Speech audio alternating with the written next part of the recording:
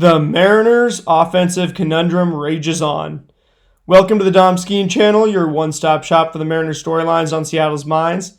The Athletics beat the Mariners 7-0 Friday night to earn their first win in the post-Oakland era. The Springs-Castillo pitching duel stayed scoreless for 4 innings, as Luis made light work of the A's lineup twice through, but the top of their order got it going and the rest piled on late. The M's, meanwhile, couldn't get much of anything going and added another ugly offensive performance to the ever-growing list that mars the image of this team's current and recent potential. The offense got no hit for 4 innings by Jeffrey Springs before getting it going in the 5th, and this is now 2 games in a row to start the season where we have to talk about getting tagged at the plate. Mitch getting sent around third wasn't a bad idea. However, none of us knew J.J. Bleday had that throw in him. That was an absolute cannon from center field, so props to him there.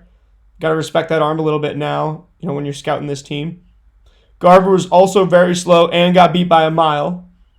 If this and Bliss challenged incident yesterday were isolated events, 2 days ago on opening day, I wasn't going to mention either of them, but now we need to. And our third base coach just needs to be ready for anything. Springs did come out guns a-blazing. His changeup looked phenomenal, and he could be the real deal this year. But our offense is sputtering. He looks confident and like a man on a mission after being forgot about since his injury with Tampa. But the offense still has yet to put together a solid performance, so we don't know exactly what he's going up against. The opener was saved by late-game heroics, which inspired confidence in specific players for me, but the overall streaky nature is bound to fall flat a good percentage of the time when you've got a lineup that's built on power and speed, especially in a place like Safeco Field, T-Mobile Park. You're just going to have that marine layer effect, and we don't have anybody who's truly hitting to this park's advantages right now. We do not have a Luis Ariz type guy. These are the early season kinks that you want to work out so you can make a run late with a hot lineup. Hitting, hitting is streaky in nature. But this lineup looks the part on paper more than any in the bank. At the moment, this lineup is searching for scrappiness and needs to find it across the order, not just at the top or at the bottom. We need all of our players, from Julio, to Rowdy Tellez tonight, to get scrappier. We need to get deeper down into counts. We could really use a Jake Fraley right now, a Shed Long, a Carlos Santana. We just waited the entire offseason, without really addressing that problem. We didn't bring in one guy who I can say is really a guy who's just going to go deep into counts. Solano has, some batting average. Mastroboni's more of a athletic potential guy. So these are the early season kinks you want to work out. But right now, it's got to come from within. And the story, when we tell this story, we usually tell it of, the management, from, they're putting it together, or we tell it from, the players who need to hit, the coaches who are coaching them. But it's tough to look at one thing and pinpoint it right now. When we talk about the comment question of the day yesterday, who's going to lead the Mariners in batting average in 2025? What's that average going to be?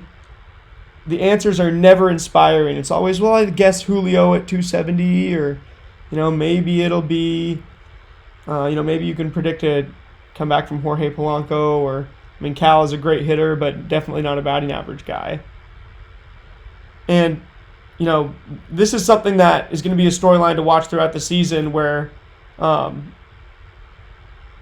don't have this question, the answer to this question has not come to light, and our lineup is not full of known entities. And that's the game that you play when you're bargain hunting for starters in the offseason. It's true that since we don't have that many long-term deals in place in this infield, we have the roster flexibility to call on our prospects in case of injury or need this season. So if our starters are underperforming, guys in the pipeline could be asked to just come up and fill these holes and give us more upside. Let me shift to Luis.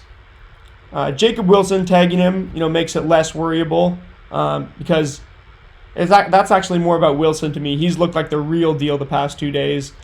And then I mean, he keeps doing it. I was thinking that the first day, then the second day, he does it again. My bold prediction is that he makes the All-Star team. He's the AS1 All-Star.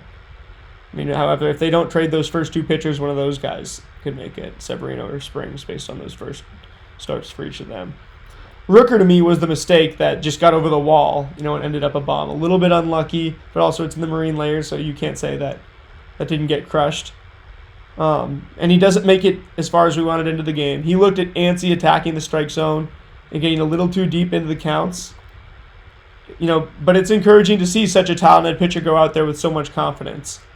However, we don't want him to fall back into his old ways. With the floor for Luis Castillo is very low. If his changeup takes a turn for the worse, that caused him to look like one of the worst pitchers in the big leagues early in 2021. Before he rebounded, during the summer, and then earned the trade deadline move to Seattle, where he's been far more consistent. But we have seen similar warning signs in each of his past two, his first 2 full years in Seattle. And this start gives you maybe 10% more worry, just with the fact that he's getting deep into the counts and attacking guys so hard. Hopefully he picks it up and gets back to his ace ways against Detroit next week, pitching to a little more contact. The bullpen, I think I just briefly mentioned it yesterday. Relievers were terrible across baseball on the first day of the season. And boy, the Mariners in Game 2 had some, everybody in the bullpen was serving up meatballs. We're just going to have to see a little bit more out of the bullpen.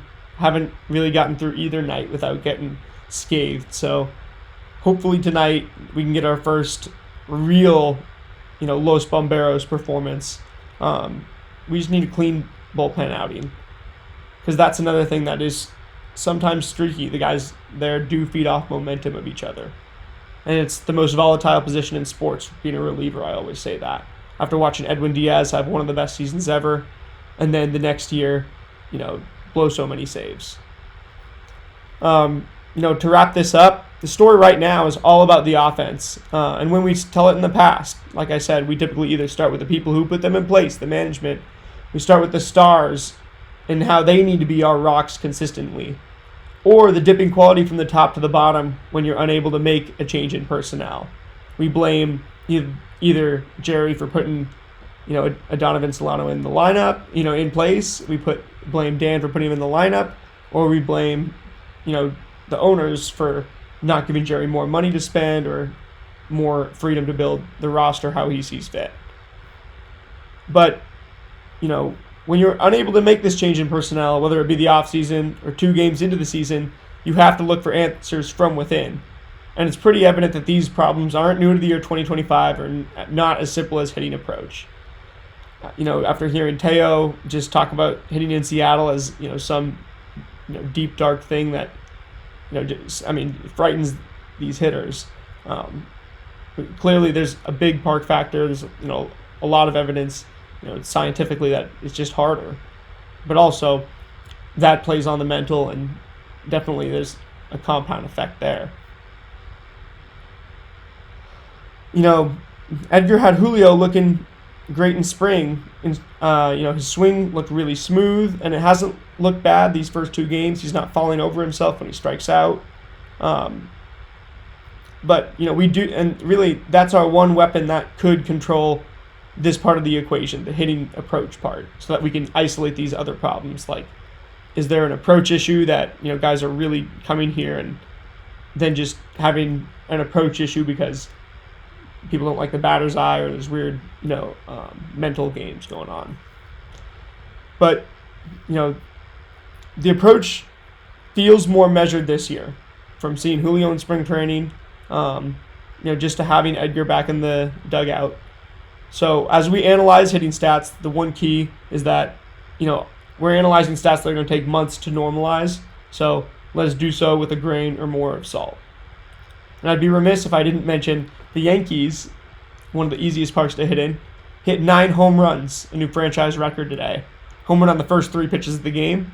Aaron Judge had 3 home runs, I think, before the 5th inning. Had several chances to get that 4th one. Didn't end up doing it, but Yankees absolutely poured it on the Brewers today. So that was, baseball's is for sure back and getting going. Today's comment question is, where will the Mariners rank in team batting average? Give me a guess between 1 to 30 in the comments below. And it's currently 5:14 Seattle time. It's time for me to get going to the game. I will see you all bright and early before tomorrow's series finale. Go M's.